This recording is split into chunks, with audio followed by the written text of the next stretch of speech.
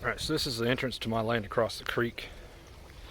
You see where this is flowing, there's a tin horn underneath there. All of this plant matter was down in there blocking it off.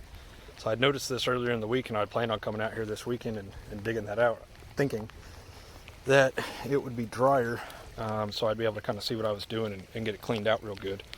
Obviously it's completely full of water, so I was still able to drag it out and get it flowing, but you can see it was just flowing right over the top of my little driveway here. Here's the other side of it. So, flowing pretty good now. You can see how much of this plant matter is just all piled up around here. And that's from just, erosion coming over the top of the drive here. So I wanted to prevent that before it completely washed out and took the tin horn with it. That turns into a much bigger project.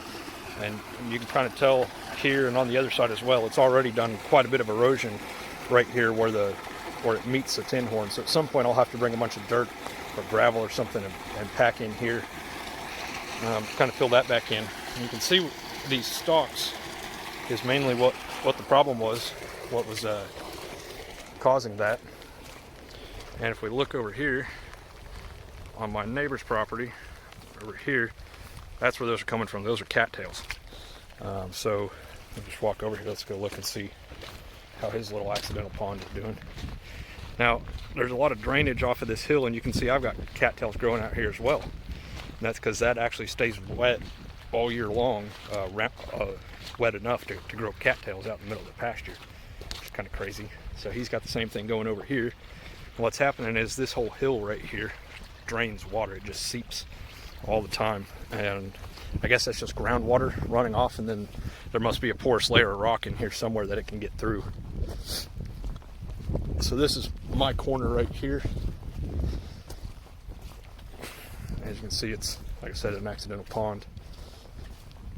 These wooden posts are something that eventually I'm going to replace with pipe, just because they stay wet all the time. I figure those are going to rot out eventually. They're pressure treated, looks like, but need to fix that.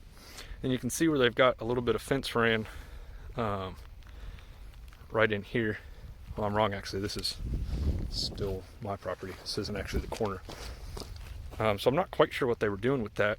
I was about to say they were probably fencing this corner off because this piece of fence looks terrible, but this is actually my property, so they're my cattails. I thought they were my neighbors looking at it. My fence is up here. So, okay, my accidental pond. So I misspoke.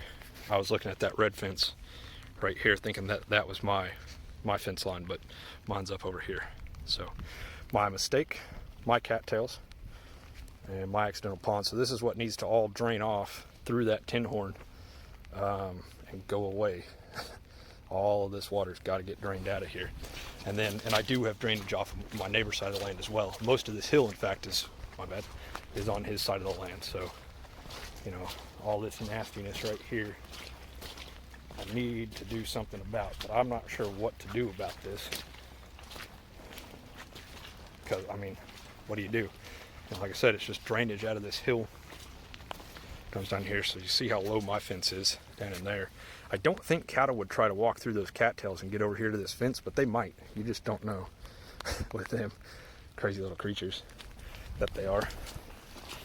But you can see how much water is still standing in here. And this isn't even flowing very fast. It's not on much of a downhill. But yeah, so this will be a project in the future that I need to do something about and get these trees out of the fence. And then, okay, here's another problem. Bullfrog. You see this right here? So that's been chewed off by a beaver. And a lot of the trees, these little bitty trees, the beavers chew off and they put down in here, and they end up working their way all the way down and then getting stuck in my tin horn over there. I say tin horn, that's just kind of what they're called. It's plastic. It's not actually tin. So, okay, so here is my neighbor's accidental pond. This part's still mine, right up until where that green T-post is. And you can see there's the other side. And if you look, you see this? This area right here, that looks like a beaver slide. So that's where that beaver's at. So I ought to talk to him and see if he'll let me trap over here, because there's obviously a lot of beaver activity going on, maybe I could kill these beavers and that would help.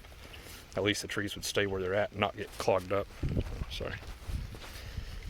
So this is the actual corner of my property. And then, I don't know how apparent it'll be for you guys. See the water flowing out over there. I'll keep walking. So he's got this pond over here. Which is, I believe this part of the pond is on purpose. You know, what we're looking at, so I keep putting my fingers in the camera there.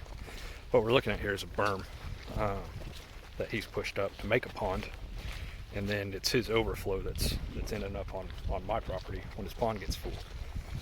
So it's not a huge deal to me. I'm not that worried about it. But you know, so here's his pond. But I would like to at least get it to where it drains correctly, and it's not washing out my drive over there. So I need to talk to this guy and, like I said, see if he'll let me trap in here maybe. And I could trap right next to it, but with that slide right there at the pond, it'd be nice to be able to jump the fence right here and trap right in here. So most of the time ranchers don't care about stuff like that. You know, whatever, do your thing. And since I'm his neighbor, he'll probably let me if I ask him. Now, one thing to note, and I think I've got a piece of fence that cuts across here to keep the cows out of this, but this fence is trash. So someday I need to fix that before I have cows out here. And it's just, the problem is, it's basically a pond, and it's stayed that way the entire time I've been out here. So I've looked at this before and wanted to try and do something about this, but I can't ever do anything about it because it's always underwater. So anyway, these cattails I'd really like to get rid of. I don't know how to do it though, because you know the best way to do it would be to dry the ground out, but man, how do you do that? I don't know. So there's already a ditch and it flows water the way it's supposed to. It's just not enough though. So I may need to come in and, you know, maybe I can burn these. I talked to a guy that worked out here years ago, and he said they actually burned that big patch of cattails over there, or maybe in this one, I don't know. So they do actually burn. He said they were surprised. They asked the guy if they wanted to burn them, who actually owned the place. He was just a hand working for him. He was like, "Oh, you ever seen a swamp burn?" And he says, "Let's try it." It's like, put some diesel on it, and lit it up. And they said it took off up the hill into the neighbor's property over there. So kind of crazy. But so maybe, here's another. See, these beaver chewed all of this stuff. So this isn't people coming in cutting these trees down. This is beavers. Those two little ones, that one right there, all of these, which, you know, kind of nice actually. It keeps me from having to clean those trees out. But I'd rather leave them right there where they're at. And if I'm going to clean them out, I'll haul them off or pile them up and burn them and get rid of them. Beavers cut them down. They just throw them in here in the ditch, and they float right down, and then they jam up my tin horn over here. So that's a problem. Not sure how to fix it, you know, like I said. And this whole area just stays wet all the time. So I've got a lot of work to do on this, but I don't know what the work is yet. So I got to figure that out. This is overflowing again. See it flowing underneath the truck. There's that big pile of foam right there. Looks like the tin horn's still draining. It's just not enough, I guess.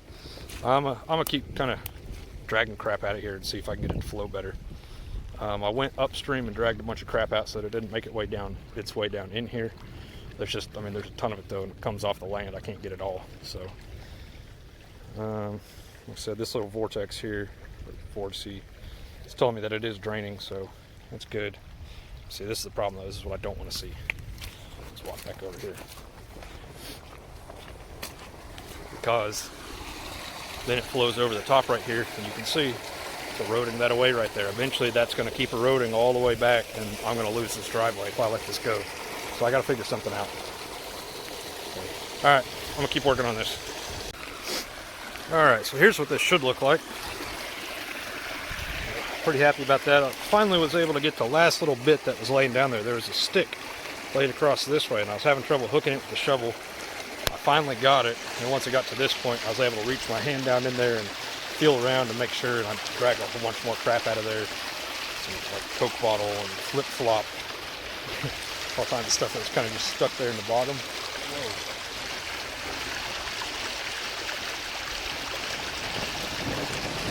3 miles-ish. Lightning strike. So anyway, so that's better. Look at the other side here.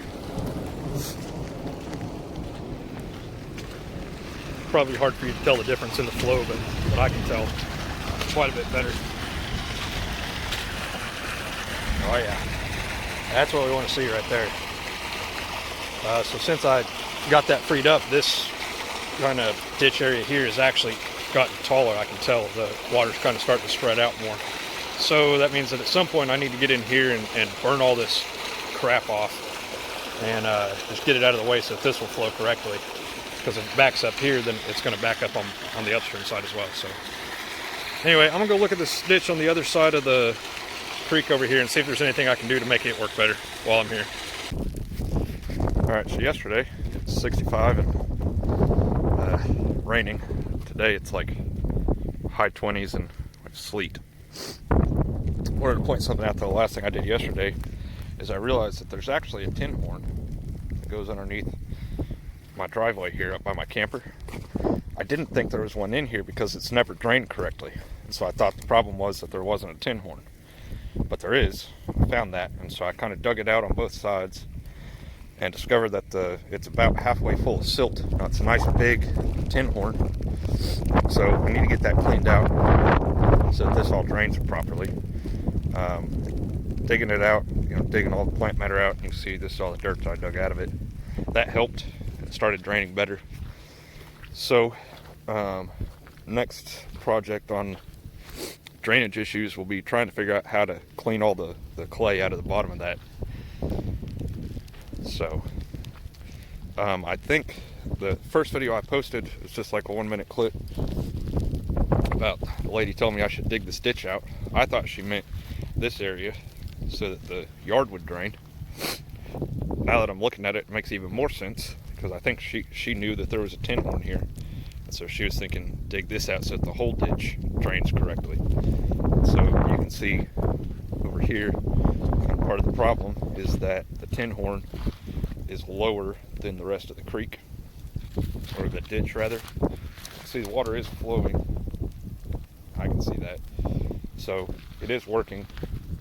It's just not as fast and efficient as it should be. So I need to dig this entire ditch line out a little bit deeper, and the same thing over here, so that all this drains correctly. So someday when it's not so miserable outside. Alright, I got some errands to run, some work to do. We got number 34 I noticed last night has mucus discharge, which it means she's a day or two away from having a calf. So we're going to be keeping a close eye on her today, as well as that big Charlet. Neither one of them has a calf on the ground yet, but they're both really close, so we're going to be watching them. See you guys on the next one.